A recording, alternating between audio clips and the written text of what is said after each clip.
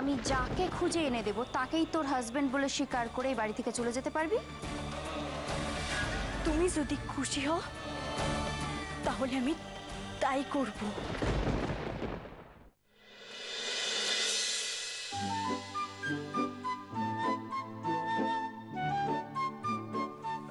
লতু, তো চাটা খাওয়া হচ্ছে বেশ, ঠিক আছে, কিন্তু কাজের খবর কি তোমার? মানে আমি যদিও জানি যে এই সময়টা বড্ড শর্ট তোমার পক্ষে, মানে কোনো একা মানুষের পক্ষে এতগুলো কাজ করা, তাহলেও খবরটা কি? বড়বাবু, আমি আপনারে কথা দিয়েছিলাম, তাই ভগবানের কৃপায় মাস শেষ হওয়ার আগে আমার মূর্তির কাজ শেষ হয়ে গেছে।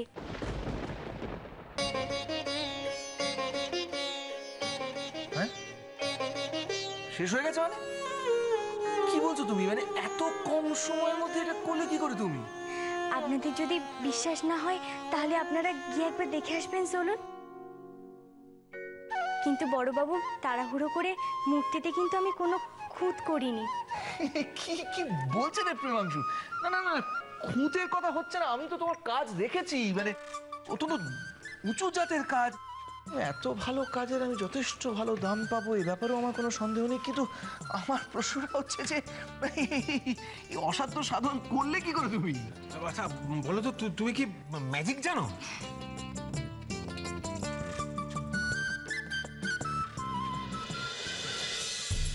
এই সামান্য মূর্তি করেছে বলে বাবা কাকুমনির সামনে মা পিমনি আবার প্রশংসা করে করে রান্না বউকে মাথায় না তোলে।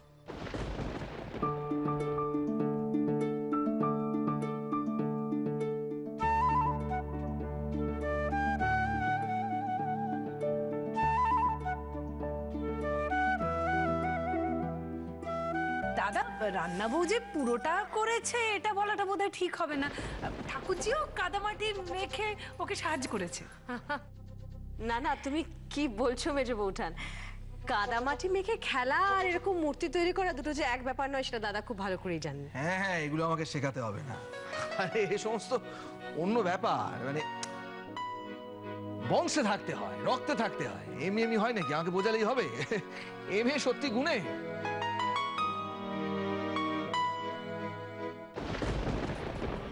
না, এবার দাঁড়িয়ে দাঁড়িয়ে রান্না বউয়ের সুখ্যাতি শোনো।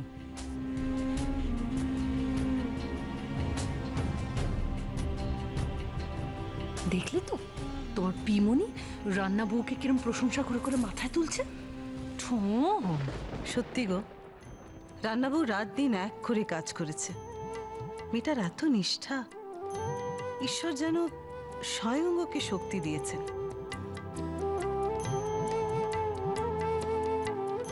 আর রাধাকৃষ্ণের মূর্তিগুলো দেখেছো তো, এত জীবন্ত, মনে হচ্ছে এক্ষুনি কথা বলবে। হ্যাঁ, সত্যি কথা বলতে এই যে এভাবে কটা দিন নাওয়া খাওয়া সবকিছু ভুলে ও কাজ করেছে, আমি তোমাদের একটা কথা বলতে বাধ্য হচ্ছি, তোমরা কেউ ওকে পছন্দ করো না করো, ভালোবাসো না বাসো, ও কিন্তু খুব ভালোবেসে খুব যত্ন করে শুধুমাত্র আমাদের সবার জন্য এত কষ্ট করে কাজ করেছে।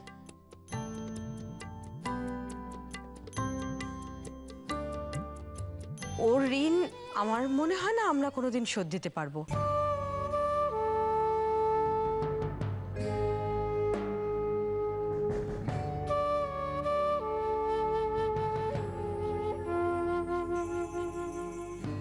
কি ঠাকুরজি খেপে উঠলো নাকি? ঠোং, এবার রান্না বউ দাদার কাছ থেকে মোটা টাকা আদায় করে নেবে। কিন্তু একটা কথা আমার মাথায় ঢুকছে না লতু, যে কাজ পেশাদার পটুয়ারা পর্যন্ত এত কম টাইমে শেষ করতে পারে না, সেই কাজটা তুমি তুমি এত তাড়াতাড়ি করলে কি করে? আমার ঠাকুমা বলতেন, আমাদের দেশের মেয়েরা চাইলে 10 হাত দিয়ে কাজ করতে পারে, আর যে কোনো ভালো কাজে ভগবান আমার সাহায্য করেন, সবসময় আমার পাশে থাকেন। বেশ বেশ, ভগবান পাশে থাক। কিশোর, শোনো, তাহলে তো দেরি করে লাভ নেই, যখন মূর্তিগুলো তৈরি হয়ে গেছে তখন তো তুমি কালকে শিপিং এর ব্যবস্থা করো।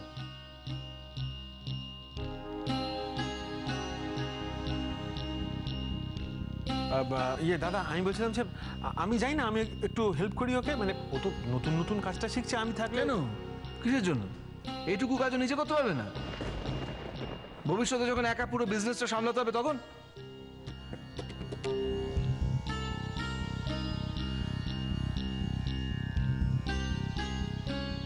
24 ঘন্টা, এইটাই তাহলে আমার হাতে সময়।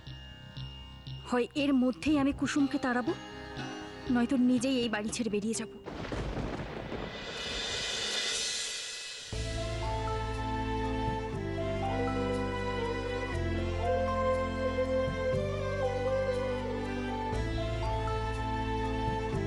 ও শোনো,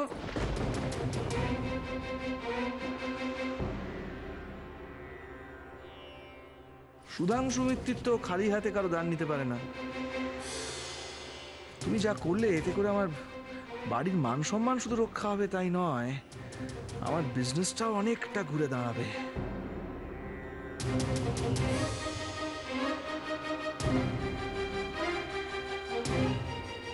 বলো বলো, তোমাকে অদেও আমার কিছু নেই, মন খুলে চাও, তোমার যা প্রয়োজন আমি তোমায় তাই দেবো।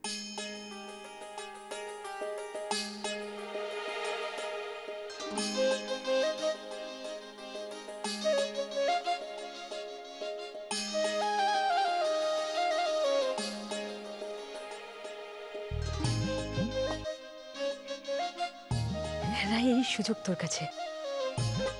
যা যা দাদার কাছে নিজের ভালোবাসা চেয়ে নে।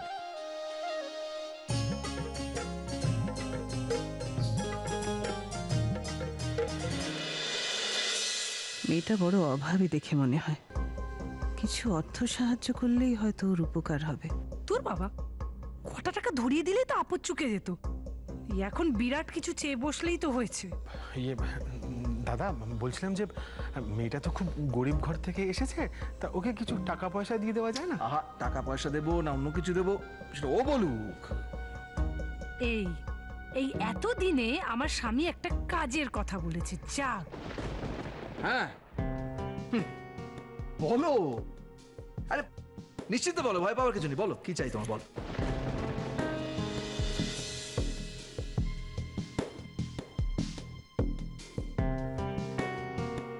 ওকে কেন বলতে দিল বাবা ও কি চাই? শেষে যদি বলে বসে ও এ বাড়িতে থেকে যেতে চায়, এদের মতো লোকেদের কিচ্ছু বিশ্বাস নেই। বড়বাবু, আপনার মন অনেক বড়, তাই আমার মতন সাধারণ একটা মেয়েকে আপনি উপহার চাইবার সুযোগ দিয়েছে। কিন্তু আমার প্রয়োজন তো অতি সামান্য, তাই আপনারা খুশি থাকলে, ভালো থাকলে তাতেই আমি খুশি। আপনারা আমাকে এই বাড়িতে আশ্রয় দিয়েছেন, আপনাদের কাজে আসতে পেরে আমি ধন্য। কি শেয়ানা মেয়ে, খালি কথার ভনিতা করছে। তবে বড়বাবু, আপনি যদি সত্যি আমারে কিছু দিতে চান, তাহলে আমারে কথা দিন যে ভালোবাসা আজ অব্দি স্বীকৃতি পায়নি, যার জন্য আজ দুটো মানুষ মরতে বসেছে, আপনি তাদের ভালোবাসা মেনে নেবেন। আর আমার কিছুই চাই না। আমি এটাই চাইছিলাম রাই, আমি তোমার পাশে আছি।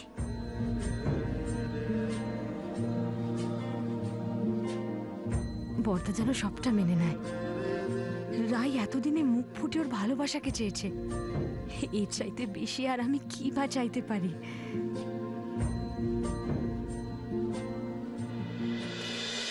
না না না, আমার সব ভুলে যাচ্ছে, কি বলছো? দুটো মানুষ, তাদের ভালোবাসা স্বীকৃতি, কি কার কথা বলছো আমি বুঝতে পারছি না। বড়বাবু, আমি ছোট মুখে বড় কথা বলছি।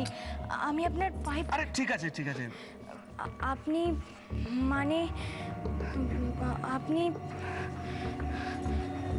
আপনি আপনি ভালো মাকে তার ভালোবাসা ফিরিয়ে দিন।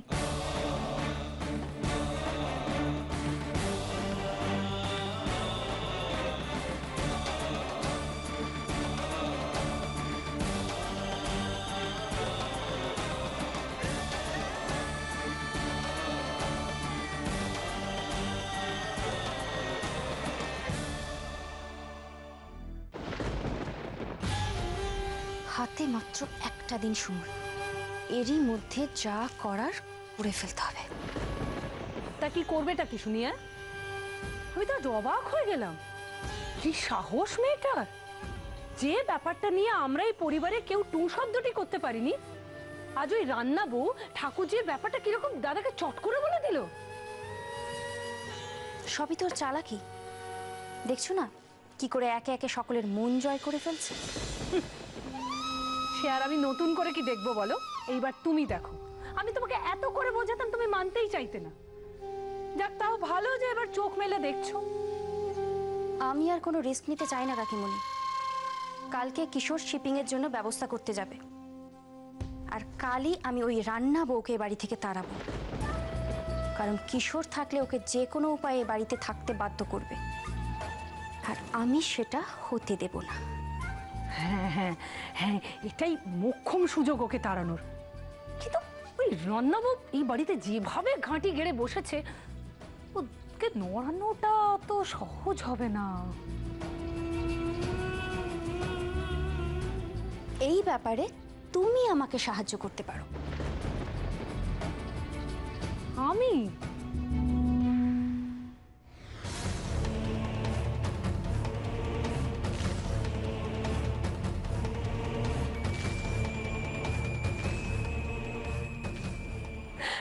যা বলেছো সেটা বুঝলাম, কিন্তু কোনো কিন্তু নয় কাকিমণি, আমি তোমাকে যেটা বলেছি তুমি শুধু সেটুকু করে যাও প্লিজ।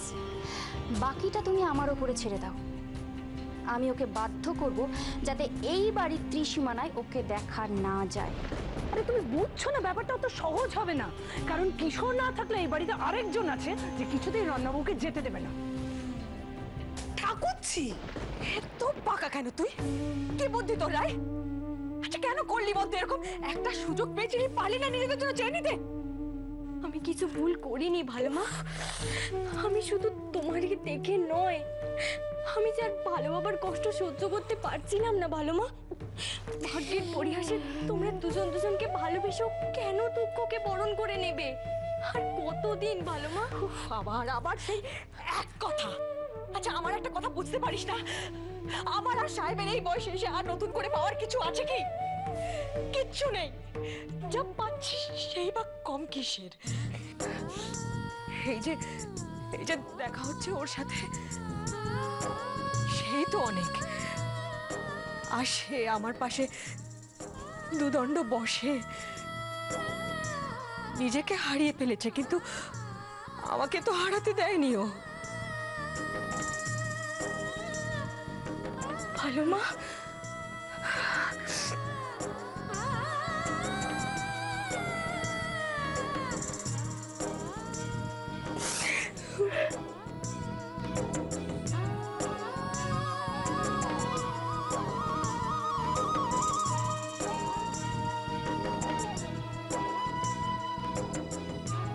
আচ্ছা রাই, আমাকে একটা সত্যি কথা বলতো,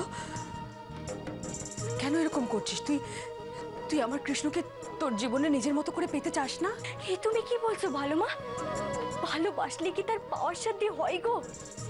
আমি যে মেয়ে, আমি নিজে একটা মেয়ে হয়ে কি করে মীরা দিদি জীবনে এত বড় আমি একটা ক্ষতি করব বলো তো?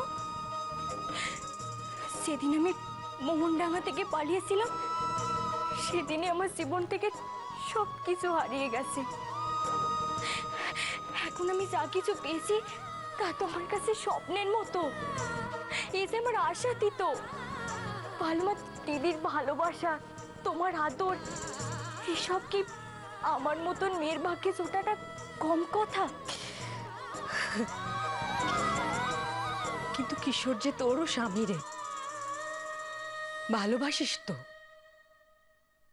কিছু অধিকার তো ওর ওপর তোরও আছে রে মা। অধিকার?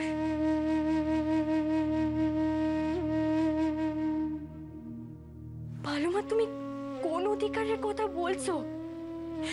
এটা কি জমি জায়গা যে আমি মামলা করে দখল করে নেব, নাকি ভালোবাসা জোর করলে পাওয়া যায়? না রে, ঠিক কথাই বলেছিস, ভালোবাসা জোর খাটে না। তবে একটা কথা কিন্তু আমিও জানি, দাদা মুখে যাই বলুন না কেন, আর তুই যাই চাস, এই জীবনে সাহেবকে দাদা আমার স্বামী হিসেবে কখনো মেনে নেবেন না।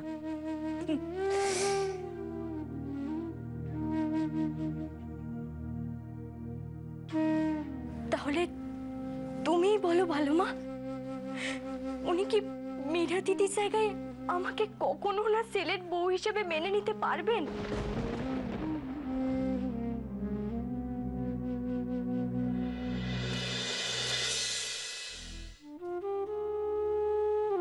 দাঁড়াও কিশোর, তোমার সাথে আমার কথা আছে।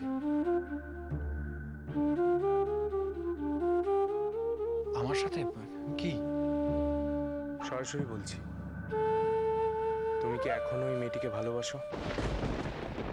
সায়নদা, হঠাৎ তুমি এসব প্রশ্ন করছো কেন? কিশোর, আমি তোমার থেকে বড় হলেও আমি কিন্তু তোমার সাথে বন্ধুর মতো মিশি। আমি জানি না তুমি আমাকে কি ভাবো, বাট আমি কদিন ধরে তোমাকে নোটিস করছি। তোমাদের মধ্যে, তোমার আর মীরার মধ্যে কিছু একটা গরমিল চলছে। কোথাও যেন কিছু একটা ঠিক নেই। ও, তুমি কালকের ইনসিডেন্টটা নিয়ে বলছো? না না না কিশোর, কোনো একটা মাত্র ইনসিডেন্ট নয়।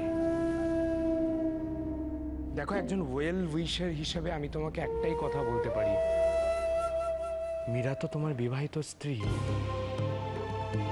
মীরার প্রতি তোমার দায়িত্বটা তোমার জীবনের প্রথম প্রায়োরিটি হওয়া উচিত নয় কি? হ্যাঁ কিশোর, কিশোর, মীরার শারীরিক অবস্থা ভালো নয় এই সময়। ও তো তোমার কাছ থেকে মেন্টাল সাপোর্ট এক্সপেক্ট করবেই। আর তাছাড়া কাকে কি বলছি, তোমার হয়তো আমার কথা শুনতে ভালোই লাগছে না, কিন্তু এটাই সত্যি যে তুমি যাকে ভালোবাসতে সে আর বেঁচে নেই। সে জলে ডুবে মারা গেছে। তুমি কতদিন এইভাবে বেঁচে থাকবে কিশোর?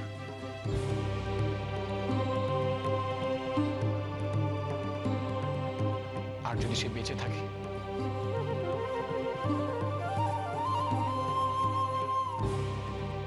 মনে করো যাকে তুমি ভালোবাসো সে একদিন তোমার সামনে এসে দাঁড়ালো,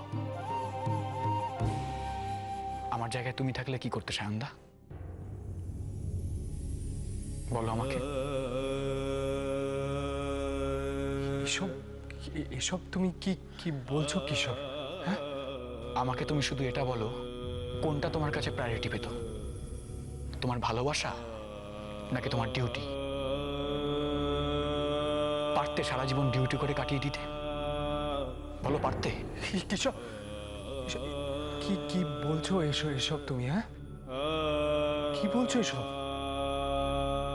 না না, আমারই পুরো ঘটনাটা শোনা উচিত ছিল তোমার কাছ থেকে।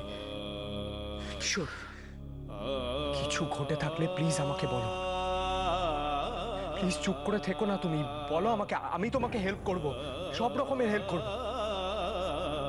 কিশোর, তুমি কি আমার সাথে কোনো কথা শেয়ার করতে পারো না? প্লিজ বলো কিশোর, কতদিন এভাবে ঘুমড়ে থাকবে? প্লিজ বলো। বলবো।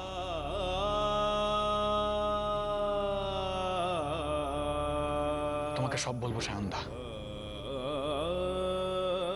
তবে আজ না, কাল ফিরে এসে তোমাকে সব বলবো।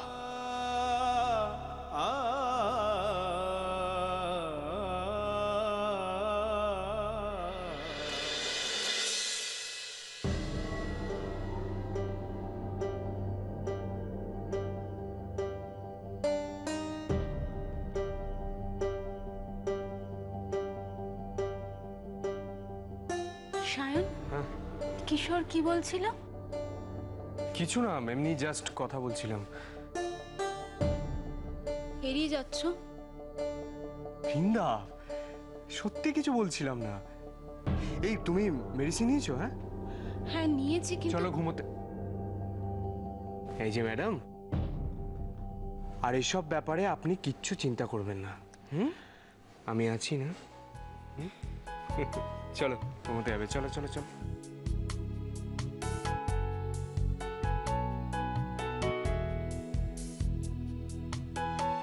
ঠিক কি বলতে চাইছিল কিশোর?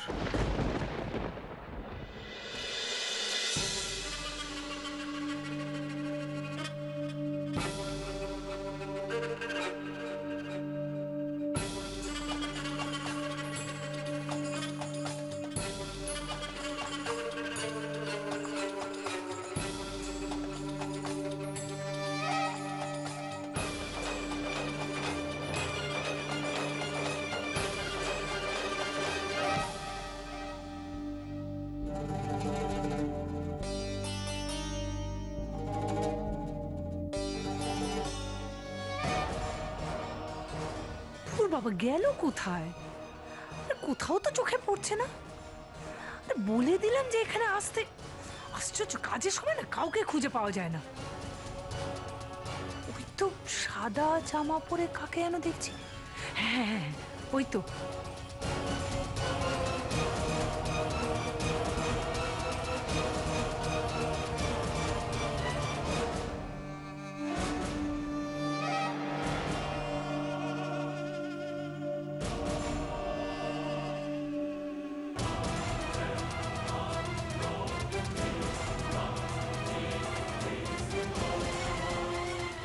আমার আর কিশোরের মাঝখানে আসা শাস্তি তোকে পেতেই হবে রান্না বউ।